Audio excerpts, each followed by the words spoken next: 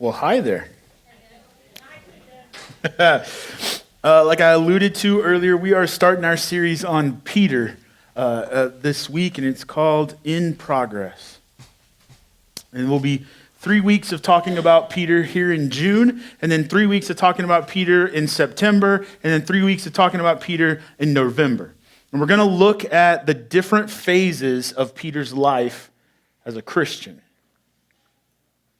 And in my experience, me included, we Christians tend to be a little hard on Peter.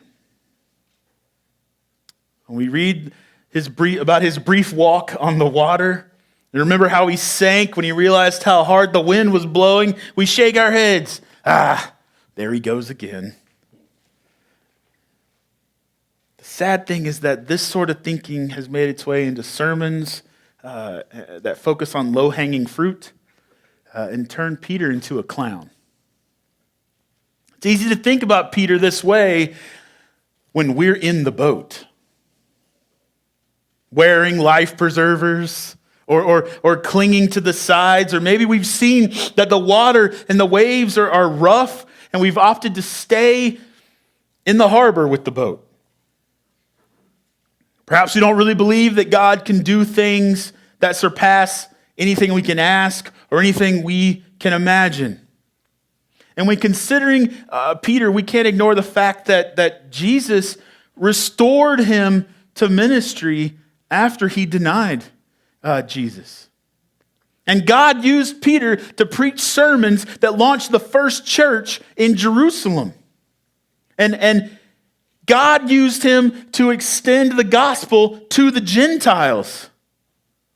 And Peter contributed 2 letters to the New Testament. Peter's no slouch. No slouch at all. And in this series, we're going to be looking at Peter and looking at ourselves as a Christian in progress. Here in June, we're going to look at Peter the disciple. And then in September, we're going to look at Peter the apostle. And then in November, we're going to look at Peter the elder. And in all 3 stages, Peter has value. Peter is used by God. And in all 3 stages, Peter, like us, is not perfect. So let's start out with, we're going to start this series with one of the most famous stories about Peter. All right? Matthew 14. Immediately, he, Jesus, made the disciples get into the boat and go before him to the other side, while he dismissed the crowds. And after he dismissed the crowds, he went up on the mountain by himself to pray. When evening came, he was there alone. But the boat by this time was a long way from land, beaten by the waves, for the wind was against them. And in the 4th watch of the night, he came to them, walking on the sea. But when the disciples saw him walking on the sea, they were terrified and said, "It's a ghost!" And they cried out in fear, but immediately Jesus spoke to them, saying, "Take heart, it is I, do not be afraid." And Peter answered him, "Lord, if it is you, command me to come to you on the water." And he said, "Come." So Peter got out of the boat and walked on the water and came to Jesus. But when he saw the wind, he was afraid and he began to sink. And he cried out, "Lord, save me." Jesus immediately reached out his hand, took hold of him, saying, "Oh, you of little faith, why do you doubt?" And when they got into the boat, the wind ceased. And those in the boat worshiped him, saying, "Truly, you are the Son of God." Have you ever crossed a deep gorge on a swinging bridge?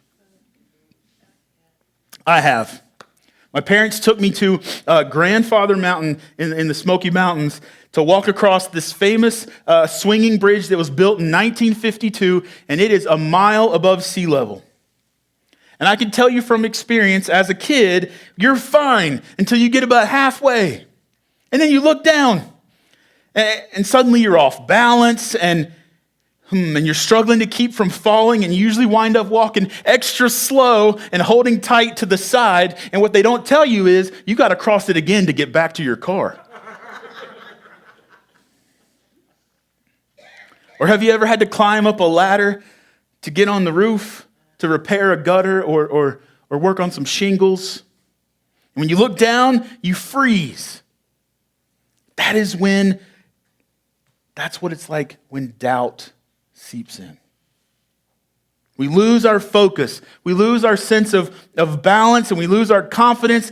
You know what I'm talking about. When you're going along in life and everything's going your way until something happens and it makes you doubt, and then it seems like everything turns against you.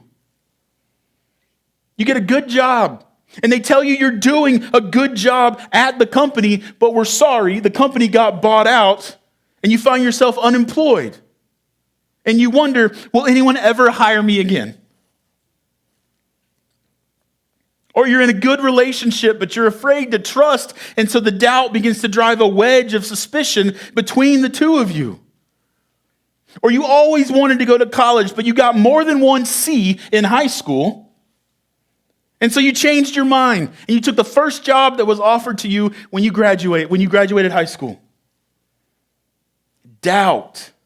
It is that insidious spreading fear that makes us take our eyes off the goal and question our abilities and question our worth. And that's what happened to Peter. For the moment, he was walking on water, literally. And then doubt seeped in and he began to sink. I love this biblical story because Peter is so human. He's just like us. He's bold and he's willing to take risks. And on the one hand, he's fearful. And on the other hand, he's fearful and full of doubt. And we want to believe that doubt comes. We want to believe. But doubt comes so naturally to us. In fact, this very story challenges the faith of many of us. We have a hard time conceiving of anyone walking on water.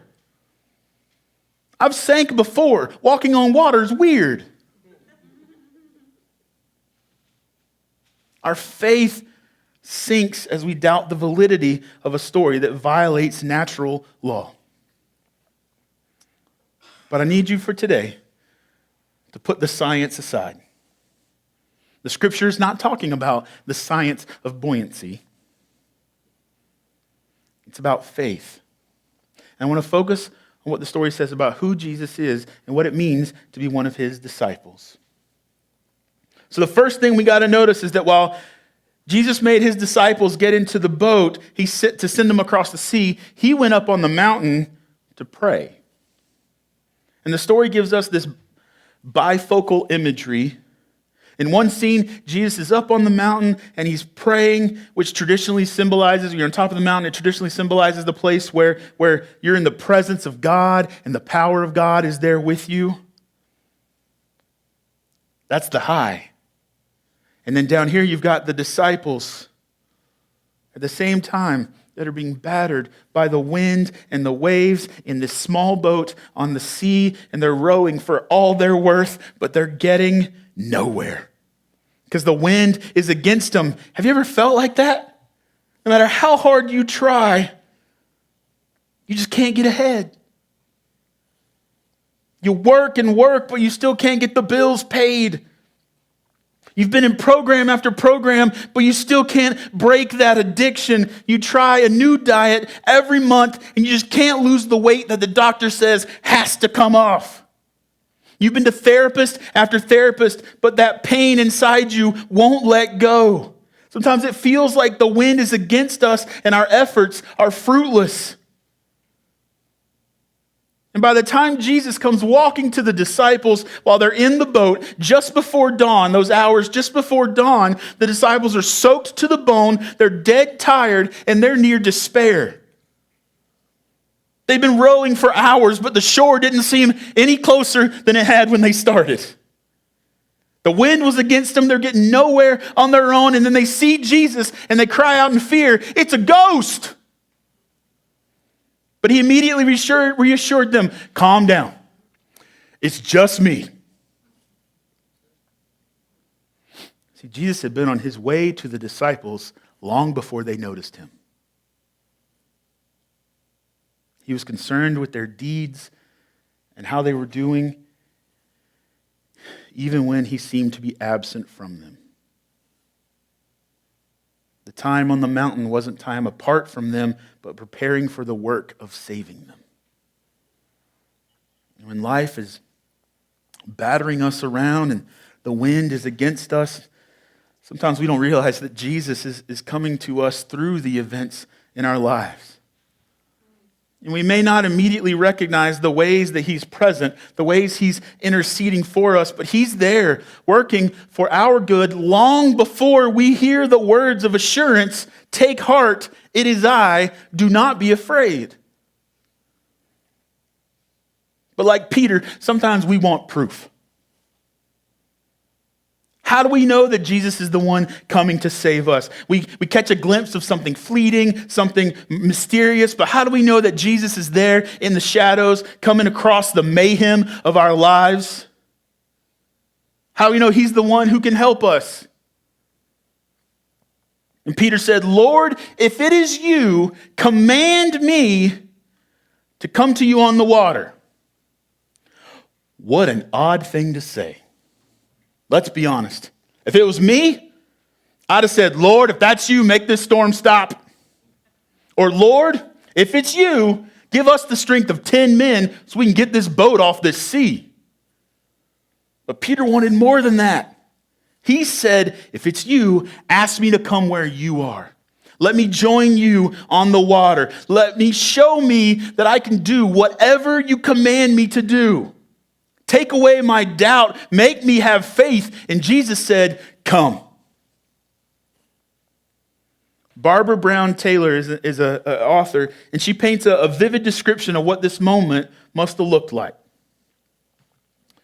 Peter swung his legs over the side of the boat, and while all the other disciples watched with their hearts beating in their mouths, he placed his feet on the surface of the water, the waves crashing against the side of the boat, the wind whipping his hair into his eyes. He put his feet flat on top of the water, took a huge trembling breath, and stood up.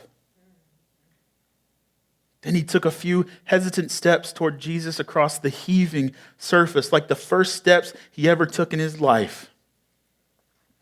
He was doing fine till a gust of wind almost toppled him. And he got scared. He felt his feet sinking into the black waves below. And he went down like a stone. We all know that feeling, that sinking feeling, right? When doubt creeps into our minds and fear grips our hearts, we stop hoping for what's possible and start worrying about all the things that could go wrong. When our faith falters, we take our eyes off the goal and we focus on the obstacles. And when we do that, those obstacles grow larger and they grow more powerful. And then we sink under their weight. I'm going to tell you right now, if the fear of failure is foremost in your mind, you will certainly fail. It's the nature of human behavior. It's also the nature of faith, but with a slight difference. See, for the moment, Peter forgot he wasn't dependent on just his ability. It wasn't what he could accomplish, but what God could accomplish through him. He lost sight of the one who called him to venture forth out of the safety of the boat. He accepted the risk by answering Jesus' call and climbing over the rim of the boat. And his doubt crept back in when he felt the force of the wind and he saw the size of the waves. And he shifted his attention from the power of God in Jesus to his own limitations and his own fears. And he began to sink. Like Peter the rock. But before he went down, he cried out, "Lord, save me." And Jesus immediately reached out a strong hand to catch him and haul him into the boat, wet and shivering. And at least Peter had the good sense to call out for help when he needed it. Some of us would rather drown than admit we need help. We should notice that Matthew says that Jesus immediately reached out to catch him.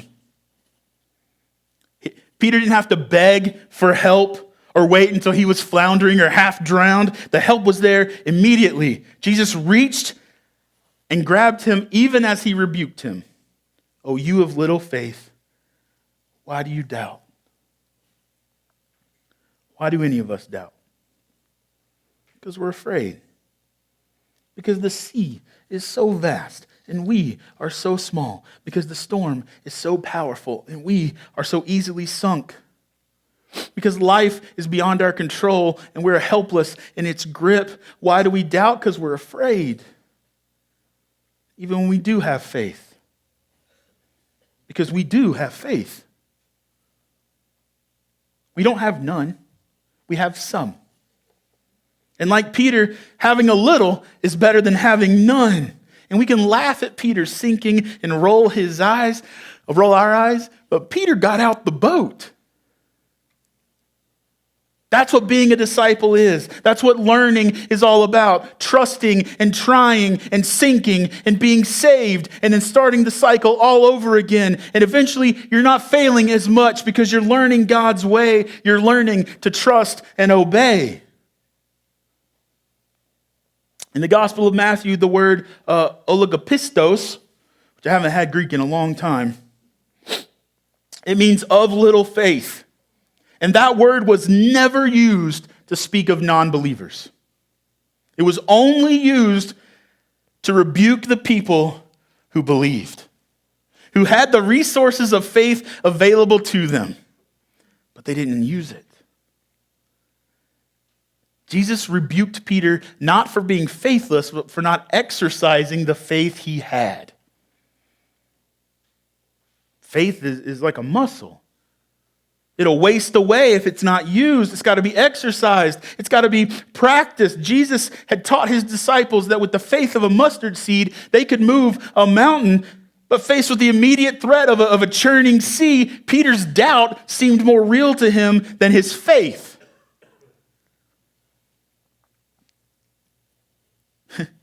Yet in his moment of crisis, he reached out with the little bit of faith he had. And it was enough. See, that's the good news in this story.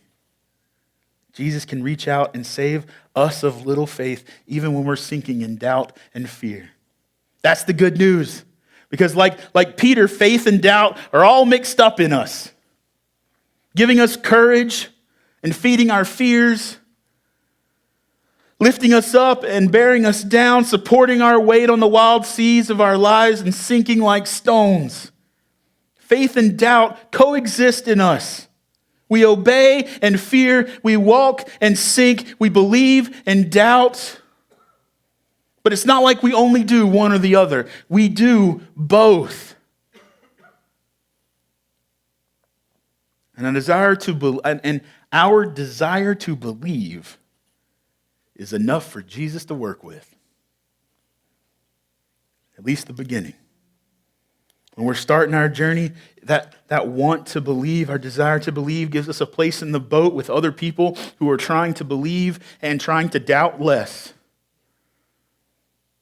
It's in that boat we find people who are listening for Jesus' his voice in the darkness. We find people willing to obey the call when it comes and take the risk of faith. And it's there we find help when the seas of life threaten to overwhelm us. Maybe it's enough to confess to God how little faith we have. Like in Mark, I believe, help my unbelief. When Peter was hauled out of the sea by the scruff of his neck, and he fell grateful and exhausted into the deck of the boat, Jesus climbed in behind him. Did you notice that? Jesus climbed in the boat. When Peter couldn't come to Jesus, Jesus came to him and to all those waiting in the boat. And when we can't walk to Jesus, Jesus walks towards us and climbs into our life circumstances with us to bring the help that we need. And as As Peter and the disciples learned the lesson of faith and doubt, they also discovered the care and compassion of Christ. And they learned of the faithfulness and presence of God. The moment Jesus stepped into the boat, the sea became calm. The wind was stilled. Everybody knew they were in the presence of the Almighty God, and they fell down and they worshiped Him, and they recognized that He was God.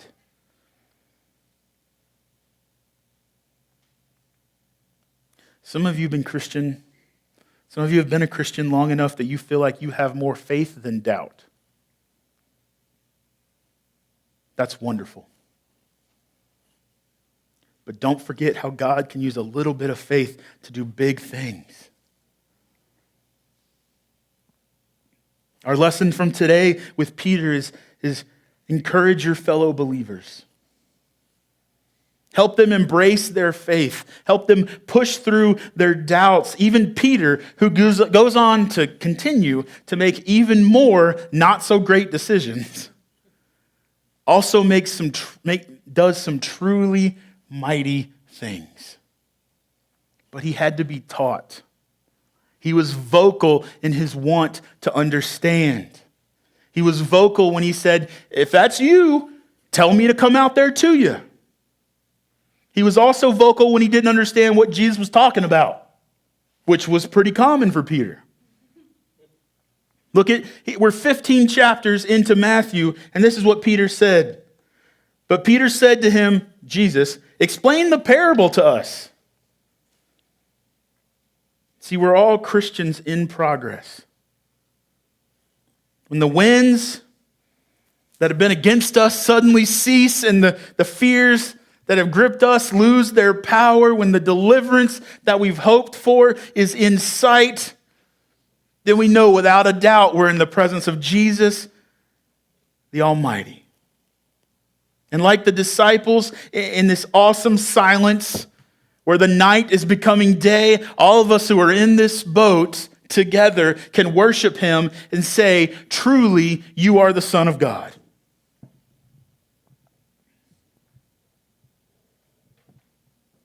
Between services, we had 2 people who are willing to start that journey and were baptized. That's why there's a feed trough on stage. We baptized 2 this morning. And they don't know what lies ahead of them. But in front of a crowd of people this morning, they were willing to step out on faith and reach for the outstretched arm of Jesus. And then we took communion together for the first time.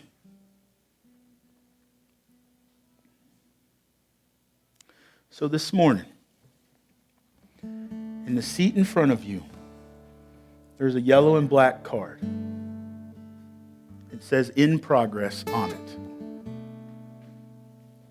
And Tyler's going to play some music. There's no singing. But you're going to have a couple minutes for you to pray and fill out the questions on that card. And then take it home. Look at it all week long. Because we are all Christians in progress. And when Tyler does start to sing, if you haven't had communion yet today, there are stations here for you. If you missed communion after the baptisms, that's okay. We got it for you still. If you have any questions about baptism, about the sermon, about prayer, about your life, and you need help, our shepherds will be back there in the connection point to connect with you. And I got to be honest with you.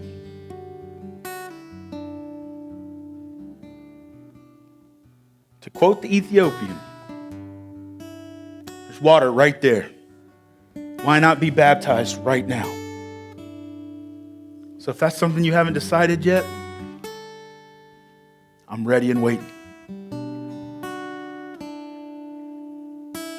Because we are all Christians in progress.